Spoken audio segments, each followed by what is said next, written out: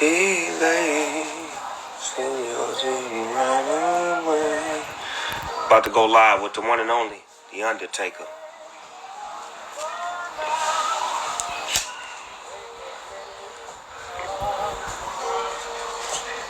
They jumped on quick. It's 8,000 in here. They love the Undertaker, man. It's the Godfather. You hear me? What's up, Rosario?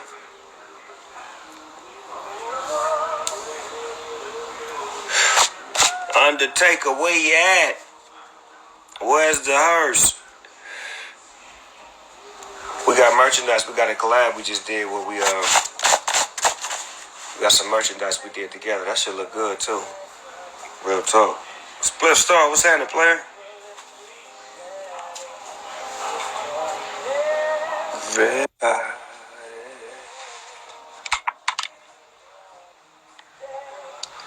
That sound coming through? Oh, there he is. There you go. What's up, brother? How you doing, loved one? Man, I'm good. You getting right? I stay right. You know I had to get right before talking to you, man. I couldn't come on there halfway together. Oh, it's all good, man. I got my whole crew waiting on me to drink a little whiskey tonight. So that's what you do. You on that whiskey? Yeah, man. You know that other stuff. I eat too much.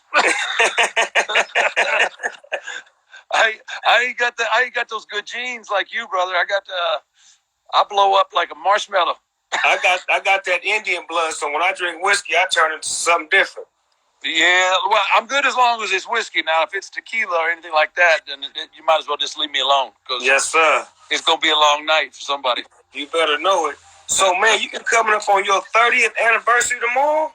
30, man. That's unbelievable. You've had a hell of a career. You are the godfather of this thing, man. We love you, man. Well, I appreciate that, man. You're the godfather. Hey, you got your own. You got 27 coming up for Doggy Style, Monday? Yes, sir. Yes, sir. So, we might as well celebrate together. You know what I'm saying? Undertaker with the dog. Game knows game, brother. In a real way. In a real way. That collab we did look good. I like them shirts, man. Hey, I'm really happy how they turned out, man. I got the plain simple logo tonight. I got to rock us both. I got to represent the both of us right there. There you go. Yeah, that looks good, man. That purple that's popping, man. I heard you was a bike collector because I'm a car collector. Yeah. I had some. Jeez. One time I had like 15 bikes, and then I was just like, damn, I can't ride but one at a time. But those bikes beat you up, and I was already getting beat up enough. So, what's your favorite bike? I tell you what, Jesse James built me this West Coast chopper back in the day, man. It was stretched out. I called it the Ghost. It was pearl white, had these sick ass flames and skulls on it, like and nobody builds a bike like Jesse James, right? Jesse James, another Long Beach guy, and he that thing was wicked, brother. It was it was nice, man.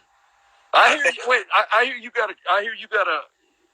a car that's got a pretty interesting name, man. What's that all about?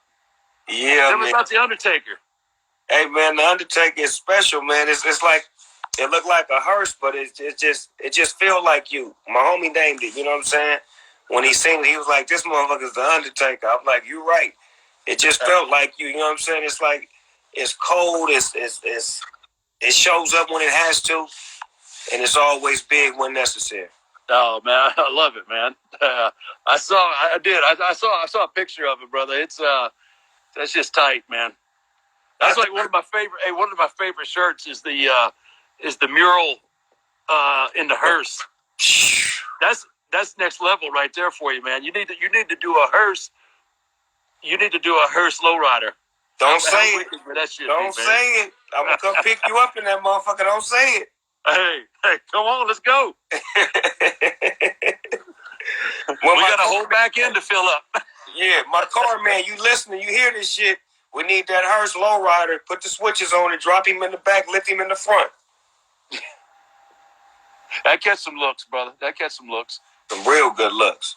So I want to talk about a couple of matches when you was on top of that cage and you threw Cuz off that cage. Man, how high was that cage? That one was, I don't know, 15 foot, I think. It was. Hey, it was too tall to be getting thrown off of. I can tell you that. It was better. It was better to be the thrower than the throwee. And then I was at the one that night when you was on the ground, and he thought he was gonna jump on you, and you got up right in time. Oh, that was in Texas Stadium, right? Yeah, I was there. Yeah. That one was 20 foot. That one was the way you moved, the way you got up. It was like a split second. Dude, when you see somebody coming from 20 foot up, you're gonna move. Even my big ass will move. I was like, I'm not gonna be here when he lands. I got to go. Man, looking back at all of the WrestleManias, which one like sticks out to you? Because I know it's certain records that I made, certain things that are monumental. Which one sticks out to you the most? It has to be. I mean, if you're gonna narrow it down to one, it's got to be WrestleMania 25 with Shawn Michaels, man. I'm sure you experience the same thing when you're putting music together, whatever you're into. You just know when it's clicking, right?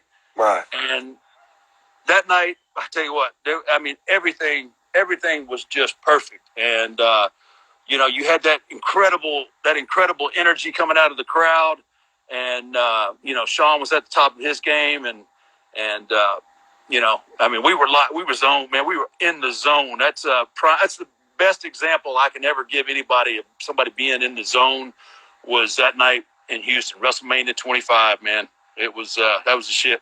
We get that, athletes, entertainers, we all get that zone. When we get in that zone, it's like it's hard to explain, but we all get it, and we know when we're in it. Yeah, and it's kind of like chasing that dragon too, because once you hit it once, you want it again. You want it again, right? And you don't always get it, but you always strive to get it, and that's what I think kind of keeps us.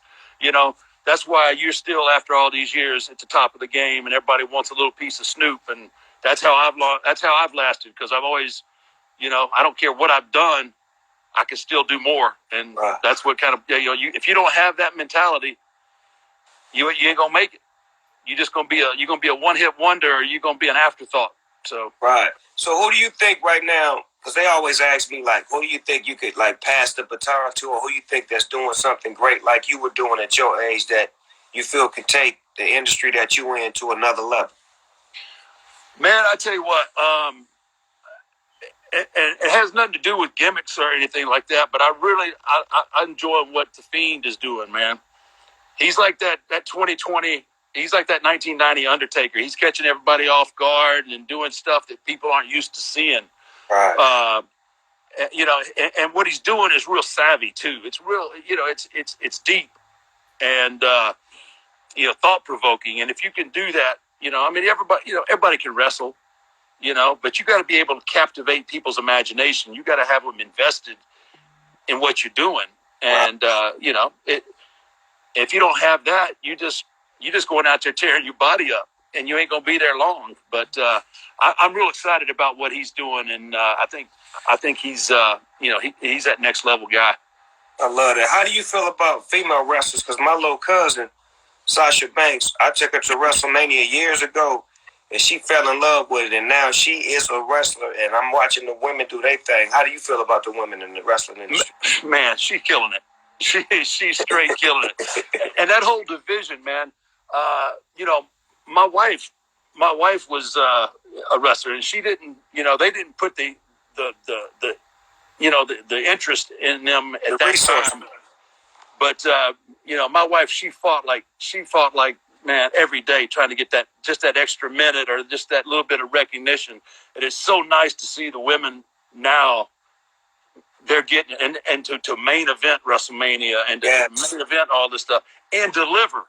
Yes, and that's the thing, right? And deliver that stuff. With Sasha and Bailey, man, that's good stuff, man. I don't care if you're a man or a woman. That's just good story, good action. It's top level, man. I got no problem with it at all. I love that. I love to see that the industry can grow and that the women can bring it. Don't just give an opportunity, but when they get the opportunity, they make the most of it. And they have, yeah, for sure, man. So what's your record at WrestleMania? Let's see. I went 21, 22, 23 and 2.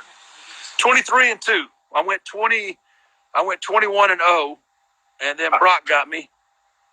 And then I squeezed out another victory, and then Roman went ahead and kind of put it on me a little bit too. So, damn, that 20 and 0 was special. That 21 and 0.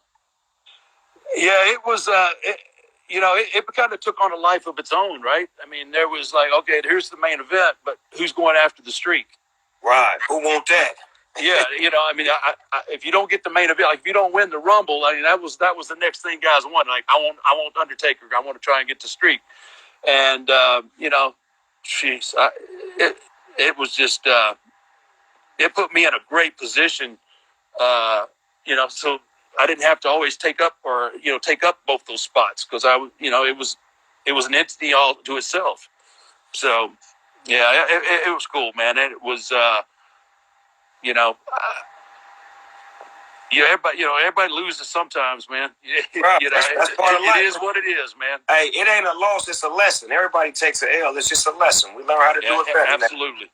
Absolutely. You always got to keep learning and keep growing, and it made me adapt to what I was doing, and that's a great. I'm gonna use that, man. I'm gonna steal that. Well, it's a lesson. It's a lesson. That's all it is. Hey, you know what? Dogg the poet.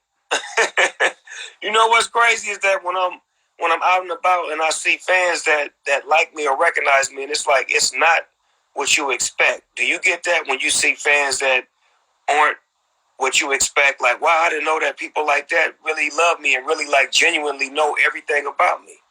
It's funny that you mentioned that because now I've been obviously I did the documentary and everybody's kind of got a little peek behind the curtain because I didn't share anything with anybody for all those years. So I'm out there a little bit more now with my fans, and it's crazy some of the stories that I hear, like how I affected their lives and the things that they were going through personally, and telling me like the only reason I got through all that because I knew on Monday night I was going to get the chance to watch.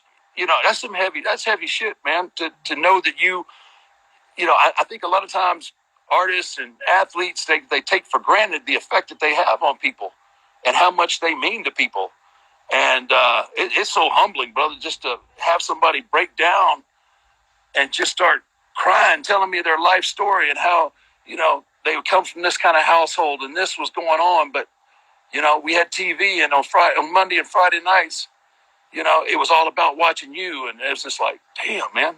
So the beauty is that you, me, and people like us who get that position, we end racism because we bring all walks of people together for one cause. Absolutely. And they don't know how to hate each other when they love the same thing. You know what I'm saying? So yeah, that's great because if you're a wrestling fan or you're a music fan, it unites, man, and that's what we need right now. There's too much division. There's too much, we can all have separate opinions on who's doing what. Right. But we're still people. We're all the same people. And it's nuts because it used to be, I don't care what party you could still have a conversation, right? Right. We're at a point now you can't have a conversation anymore. It's we got to find more common ground. We got to find common ground in music. We got to find common ground in different genres of entertainment, and quit being so divisive, man. Because we're better than that. We're all better than that. I think we got to use our platforms, like not to spew one way or the other, but to unite. That's the thing.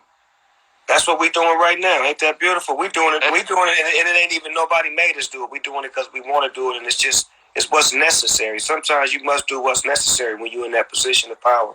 You got to take it. Absolutely, man. I agree 100%. That's straight knowledge right there. So you know what I'm gonna do? I'm gonna pull you out of retirement for one more match, a tag team match with me and you. And I got to figure out who we're going up against. All right. Well, let's do this. We'll take somebody. We'll take somebody from the music world, and we'll take somebody from the wrestling world. I'll do that. I'll come out of retirement for that in a heartbeat. I like that. And we're gonna do it at Mania too, when there's people in the crowd. Yeah, I've been working out, so I want to show off a little something I've been working on. All right. I want to see that Snoop shuffle. Float like a butterfly and sting like a bee. Man, I love being in that ring, man. You just don't know what that means to be inside of that ring, man. That is a beautiful feeling, man. That's a lot of energy, isn't it, man? I mean, I know you get it. I mean, you performed in front of millions and millions of people. It's a different wrestling energy is different because these people are diehards. And when you come into this world, if you ain't legit, they'll let you know. Yeah, quick. You understand me? So it's like, to be accepted and to be appreciated, it means a lot because they know that I come from the days of Jimmy Superfly Snuka, Junkyard Dog, and, way back in the days when my grandfather showed me about wrestling in the 70s. So right. I got a long tradition with it. So when I come in it, they know it's official. It ain't me just trying to, be a part of a gimmick, but me really just loving the sport and loving the people that's in it and getting that same feeling back. Yeah, absolutely, man. I knew you were big time. I knew you were a big time fan when you showed up in was it Orlando? you guys had the grill going.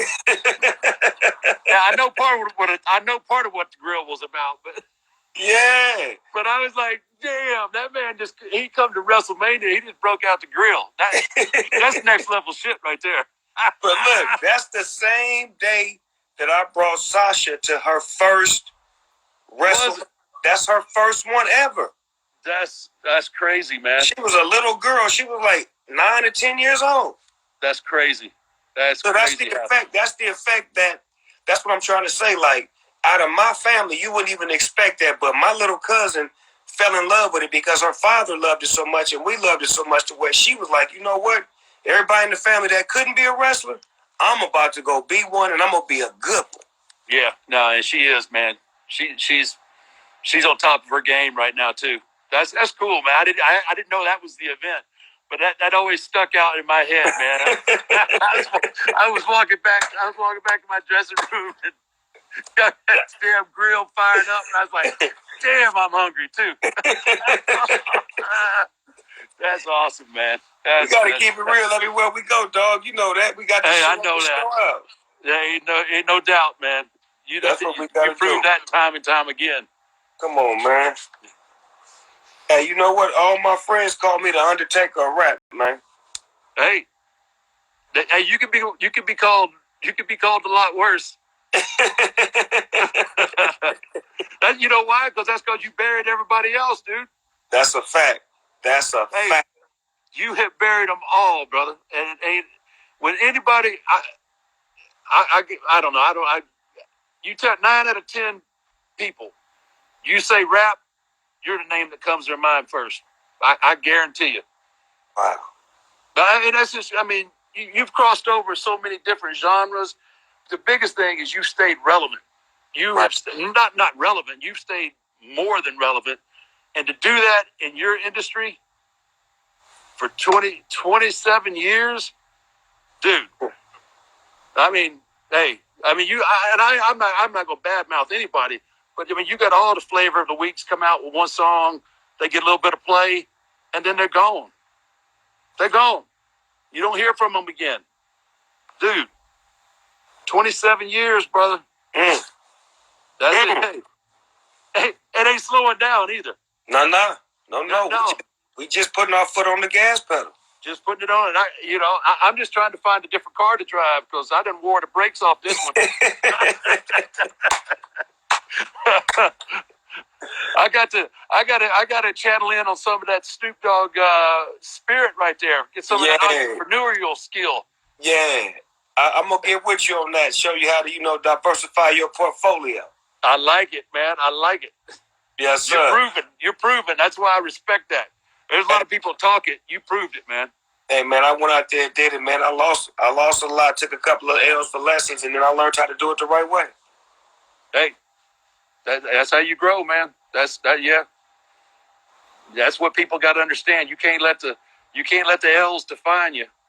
Yeah, right. That's Because cool, we're all man. gonna take a few. You're gonna take a few, but what you gonna do to get back? And it's how you come back. Right. I want to give a shout out, rest in peace, to your manager, man. I loved him. Yeah, he was awesome, man. He was so perfect for, he was so instrumental early on in the development of the Undertaker. Because I took a big roll of the dice, and because I looked at everybody else and what they were doing. Everybody else was cutting that normal. Let me tell you something, brother. That over the top, loud, shouting shit. Right? That's what everybody was doing. Actually, I know you identify with it because your sound, you were the one that laid back, chill, right? Yeah. You weren't angry. You were chill, and that resonated with people, right? And it still does to this day. And my approach was like, I'm gonna talk low, I'm gonna talk slow, and when you do that, what do people do? They pay attention. Lean forward. They want it. They pay attention, right? What's he saying? Right. And then I had Paul Bear there, who was the complete. He was fucking off the hook. He was off the fucking chain. So it was such a cool mix of his high-pitched, squealy voice, and then he gets you all worked up, and then you bring in the closer. But yeah, I'm gonna take your ass, and I'm gonna bury you 6 feet under, and worms are gonna eat your rotten soul. And people never like, did he just say that shit? No, he what? And that was just that's. But Paul, man, back to your point, man. Paul's awesome, man. I owe him so much. Just from the development early on. It hurt me. It hurt me when we split up. That wasn't my idea. I thought we had a few years left before, something like that, and it was going to happen. And he's just a good dude too, man. He was just a good dude. Loved to play a practical joke on a brother, man. He was so funny. But y'all had more great times than bad times. That's the key. Way more. Yeah, all my memories of Paul are fond, man. And you got somebody like that in your life. He was instrumental to the creation of what you created. Yeah. Oh, absolutely, 100%. And it's funny. A lot of people don't know he was a legit mortician. What? Oh, you didn't know that? Hell no. No, brother. Check this out. So when I debuted back in '90, right? Brother Love come out with me. So at the time, Brother Love is still working and writing some of the TV shows. So he couldn't come out on the towns with me. So they had to find me a manager. So Rick Rude tells Vince about this guy in Dallas who was Percy Pringle at the time. He said he's a great manager, right? So they're interviewing him to be my manager. So he's got no clue. So during the interview process, Vince does this to everybody. He goes, well, you got any other kind of skills, or, do you play music, or you do this, or you do that? And Paul, he goes, well, I'm a licensed mortician. And the whole room just busts out laughing, right? Because they're looking for a manager for me. It was destiny, man. It was destiny. That's like a perfect fucking fit. I mean, are you kidding me? It was supposed to be. So, yeah, man. So he had that bright, blonde wrestling manager hair. They made it pitch black, and next thing you know, man, he's Paul Bear, and the rest is history. That shit was magic. That's called a zone. Yeah, we were talking about earlier. When you find that zone, even before it came to public attention, y'all knew that motherfucker was a zone. Yeah. We knew right away. You know what I'm saying? Yeah, we knew right away. We had something special, and just so fortunate, man. So happy that we got to do that together. That's a great partnership that created a lot of other partnerships. See, like you said earlier, you don't realize how much you influenced others by y'all doing what y'all did. Y'all made others think yin yang instead of having the manager, wrestlers sound the same. Now we got you this way, I'm that way, because it changed after that. Oh yeah. It was so. we were so tightly intertwined together. I don't even think people really thought of him as my manager. I mean, they thought it was like, I don't know. It was like Batman and Robin. They were like together. They were. Yeah. They're inseparable. It's like we depended on seeing y'all together. If y'all weren't together, it didn't feel right. Yeah, absolutely. And then throw the urn in there. Woo! See, that's what. Yeah, there's some good shit in that urn. Man, I bet it is. You owe me one shot at that at least. Let me pop the top on that one time. Well, you never come back.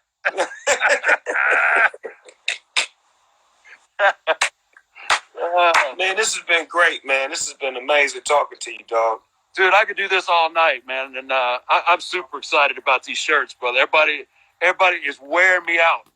Me too. I can't give enough of them away. I'm like, you know what? I ain't giving no more away. Y'all got to buy. That's where I was going. I was like, damn, man, they're for sale. Yeah, that's what I'm saying. You know, I know you support me, but goddamn, go buy one or two. That's all I'm asking. Man, you buy one, I give you two. There you go. just help the cause a little bit. They sent me a couple of boxes to my house. This shit's empty. Gone. They're gone. My people went through my boxes before me and took mine out. Like, wait a minute, I thought this was my box. I'm supposed to take yours out.